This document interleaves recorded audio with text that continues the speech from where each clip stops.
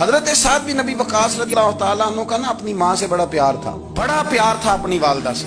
تو حضرت سعد بن ابی وقاص کلمہ پڑھ گئے. اماں جی نے بھوک ہڑتال کر دی. مجھے پتا تھا کہ میرا پتر مجھ سے پیار بڑا کرتا ہے, میں نے بالآخر منوا لینا. تھوڑی سی آبادی تھی, ایک گھر کے اندر جو مسئلہ چھڑتا تھا نا اس کا سارے شہر کو پتا چل جاتا تھا. اب کونوں میں گلیوں میں اب باتیں بھی ہونے لگی کہ وہ سعد کی ماں ہڑتال پہ بیٹھی ہوئی ہے, بڑا مسئلہ ہے. اب پریشر بڑھنے لگا. حضرت سعد بن ابی وقاص فرماتے ہیں کہ وہ جو میرے قریبی لوگ تھے نا صحابہ, وہ بھی مجھے کہنے لگے یار کوئی رستہ نکال, ہر چوک میں تیری بات ہوتی ہے.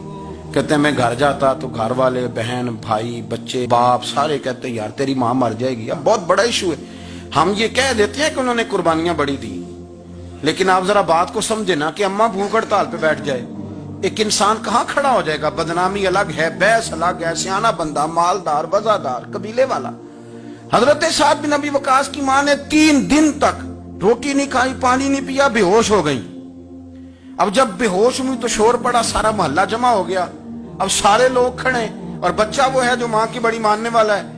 اماں کے اوپر لوگوں نے پانی شانی ڈالا, ہوش آئی تو حضرت سعد بن ابی وقاص قریب آئے, کہنے لگے اماں ایک بات کرنی ہے. اماں بھی بڑی مشکل سے اٹھ کے بیٹھ گئی کہ پتر ماننے لگا میرا. لوگ بھی کھڑے ہو گئے, مسکراہٹ بھی ہونے لگی کہ لو نہ کوئی بات ہونے لگی. ماں کہتی ہے کلمہ چھوڑ دے پھر مانوں گی. حضرت سعد بن ابی وقاص کہنے لگے اماں سن میری بات, 3 دن ہو گئے, مکے کا کوئی کونا کھدرا ایسا نہیں جس میں میری تیری باتیں نہ ہوئی ہیں, اور قبیلے کا, علاقے کا کوئی شخص نہیں. لوگوں نے بڑی باتیں کی, اور لوگ جب باتیں کرنے پہ آتے ہیں پھر اوپر تک جاتے ہیں. یہ بھی کہا کہ کیا دین یہ سکھاتا ہے کہ ماں بھوکی مر جائے؟ یہ بھی لوگوں نے کہا. میں نے ہر شے سنی, برداشت کی. اماں اب تو میری بات کان کھول کے سن لے. ماں کہنے لگی وہ کیا؟ تو حضرت سعد کہنے لگے پیدا مجھے تو نے کیا ہے, 9 ماہ تیرے پیٹ میں رہا ہوں, روٹی تیرے ہاتھ سے کھائی ہے, تجھ سے زیادہ بہتر مجھے کوئی نہیں جانتا. ماں سن تیری کتنی جانیں؟ اماں کہنے لگی 1.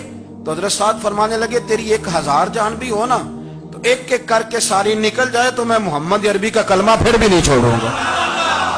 ختم ہو گئی بات. یہ کیا بات؟ وہ کچا رنگ للاری والا جڑا چڑھدا تے لیندا رہندا, اے عشق تیرے دا رنگ محمد جدوں چڑھ جائے پھر نہیں لیندا. یہ کیا بات؟ اماں تیری 1000 جان بھی ہو, روٹی کھانی ہے تو کھا, نہیں کھانی تو نہ کھا. یہ لفظ کہتے ہیں حضرت سعد بن ابی وقاص رو پڑے, آنسو آ گئے. لفظ کہہ کے باہر نکلے, مجمع چھٹ گیا. جس نے جو مطلب لینا تھا لیا, جس نے جو کہنا تھا اس نے کہا. حضرت سعد چلے گئے. شام کو گھر آئے تو اماں روٹی کھا رہی تھی. تو حضرت سعد فرماتے ہیں کہ محلے کی بیویاں کہنے لگی روٹی کیوں کھا رہی ہو؟ تو ماں رو پڑی, کہنے لگی پتر میرا ہے, میں نے پیدا کیا ہے, میرے پتر نے کبھی ضد نہیں کی, اس کے دل میں کچھ ہے اتر گئی ہے, کوئی ہے, کوئی کچا پکا جذبہ ہوتا تو میں تو 2 آنسو بہاتی تھی تو میرا پتر لوٹ آتا تھا, پر کسی رستے کا مسافر بن گیا ہے, اب کہیں پہنچ گیا ہے اور میں اس کا درد سمجھ گئی ہوں. جہاں گیا ہے اب وہاں سے یہ لوٹ سکتا. آپ سمجھیں اتنا تگڑا ایمان جن لوگوں کا, ان کے بارے میں لوگ ڈسکس کریں گے. ان کو نا قرآن پاک نے بطور نمونہ بیان کیا ہے. اللہ فرماتے ہیں ایمان اس طرح کا جس طرح میرے نبی کے صحابہ کا. یہ منافقوں کی بات ہو رہی ہے پہلے سے بارے میں. وَإِذَا قِيلَ لَهُمْ آمِنُوا كَمَا آمَنَ النَّاسُ, جب ان سے کہا جائے کہ ایمان اس طرح لاؤ جس طرح میرے نبی کے صحابہ لائے ہیں. قَالُوا أَنُؤْمِنُ كَمَا آمَنَ السُّفَهَاءُ, تو وہ کہتے ہیں اس طرح ایمان لائیں جیسے بیوقوف لائیں.